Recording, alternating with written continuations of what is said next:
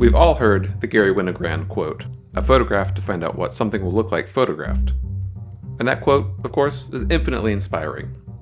Making photographs for the sake of making photographs.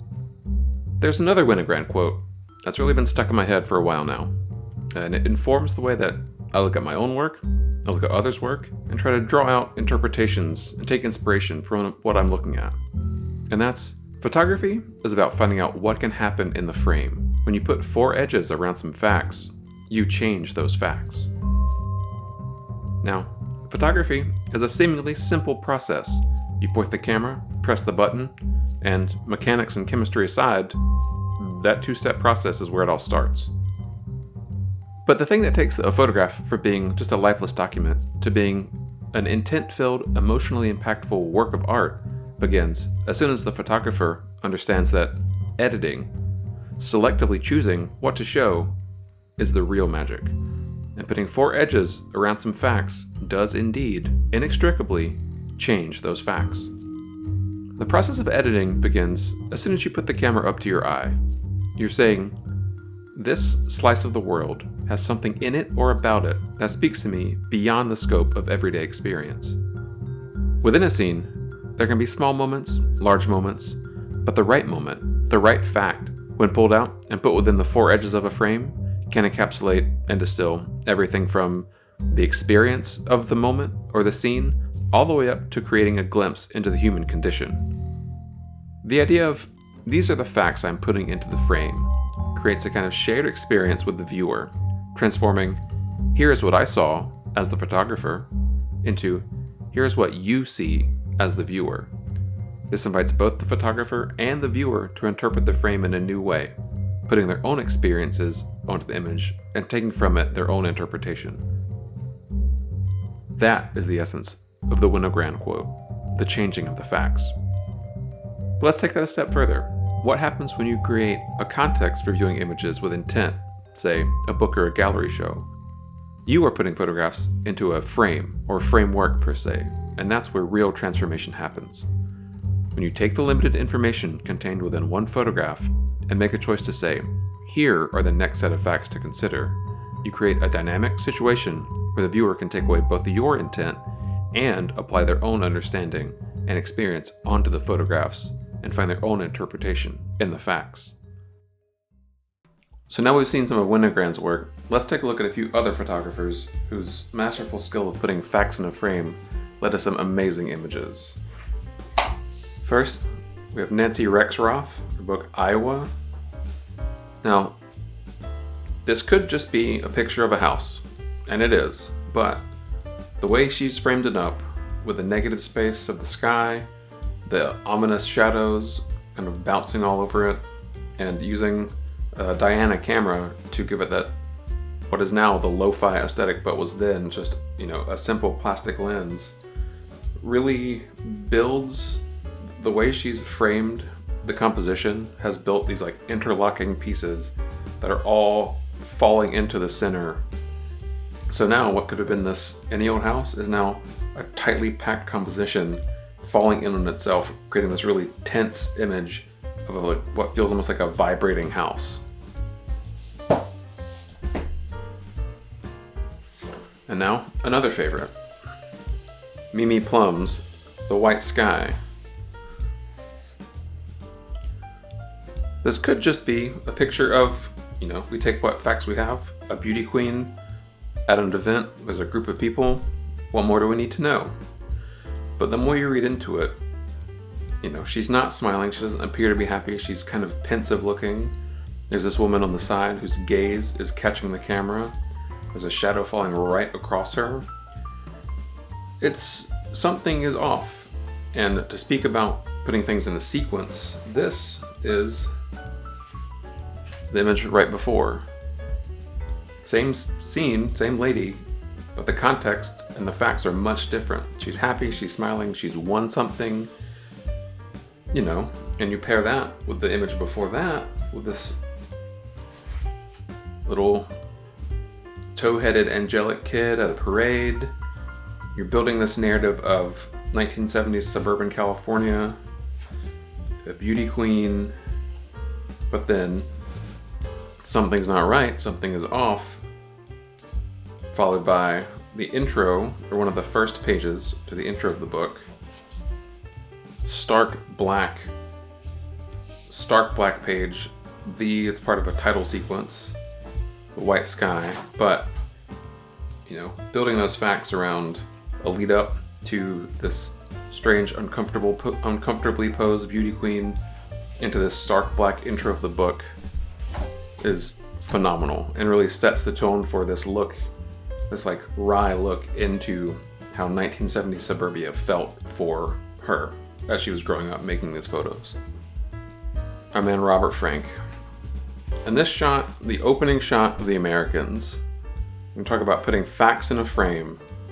This simple frame, two figures hidden in shadow, obscured by the American flag, really encapsulates how we learn that Robert Frank felt about traveling around America in the 1950s as a stranger in a strange land, experiencing all these strange events and strange characters.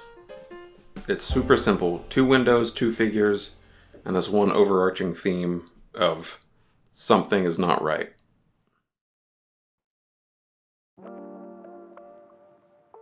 So now I'll share a few of my photographs that I think work well in this, facts in a frame context, where what's in the shot, removed from reality, creates a new context inside of it, a new story inside of the frame.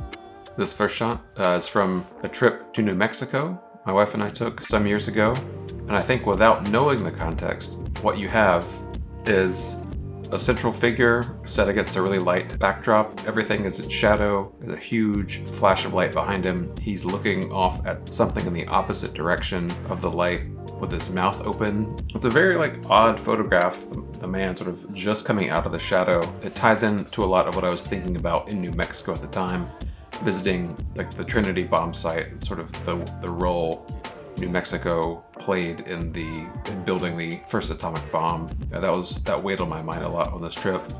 But what this really is a guy at a balloon festival. The hot air balloons are being blown up at dawn, so he's looking at a balloon. The sun is lighting him up from behind, but in the context of just what's in the photograph, you have this figure reacting to some unseen event in front of him while the light behind him, the sky, is lit up by a huge, what could be a flash of light, what could be the sun, or what could be something else. This photograph made on my way to meet up with a band on tour. I really like it, and this was one that the facts in the frame didn't make themselves clear to me until much later, when I was looking back at the work several years later, about how this is indicative of what it's like to travel at these odd times, strange trips, sort of the difficulty of travel and the way that it weighs on you. You have the few facts that we have are the ticket window is closed, it's 5:32 in the morning, the track towards the background is, there's no light back in the track, and you have one single solitary leg sticking out from the bench at the bottom corner, tying it all in together of just the wariness, the waiting, the emptiness of a space like this as you kill time waiting for something to happen, waiting for your trip to start. And this is actually from that same tour. This is in Philadelphia. We were leaving an apartment on the way either to the van, to the show, something like that. With what you have presented in the frame, you have the first thing you notice, the black cat, a well-known icon of bad luck. Crossing the street, you have a car barreling towards the viewer, all of the cars lined up, all facing towards the viewer. You have the upside down stop. You have, you notice that the horizon is ever so slightly askew. Obviously, I don't remember planning that part. It's just a quick snap to make sure I get the cat in the center of the frame in the road. But the sort of story it tells is, you have this cat, this bad luck symbol running across the street. You have a car barreling at the viewer. Is it going to stop in time before it hits the cat? Is it going to stop in time before it hits the viewer? You have all these sort of loaded symbols all pushing straight into the viewer of the photograph. This is from New York City in Times Square. We were there several years ago now. It was winter, it was cold, but we wanted to walk around. And we found this mirror wall, this double mirror wall situation. The lights were all bouncing off of each other. The people were doubled and tripled. It was a very disorienting and confusing space to be in. And so with the facts in the photograph, you can't necessarily tell that it's a mirror. You see what could be a cityscape, these bright lights. If you're looking around, you're seeing some signage that's backwards. You're seeing these figures that look like they're sort of falling in onto the center guy. You start noticing that there are reflections around the outside. And you can't really tell where the mirrors start, which side either mirror is actually on.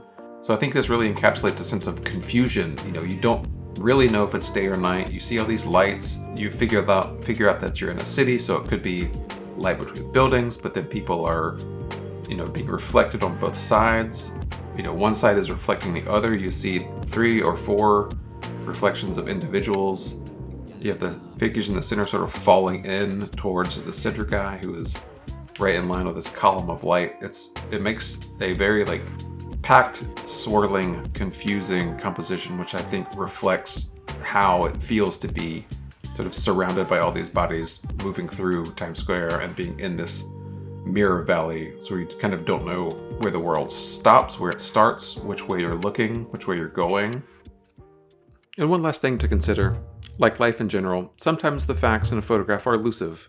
Sometimes it's years before a photograph reveals its meaning to you. Sometimes you need to have so many other connections made before it clicks, and that can be in your own work or in the work of other artists. But that just tells us that revisiting work, especially your own, is incredibly important. I know that in my own work, it can take time for me to understand what facts made their way into the photograph. And working in a daily documentation style, photographing life in order to see what life is like photographed, I might not even be aware at the time of what facts I'm putting into the frame.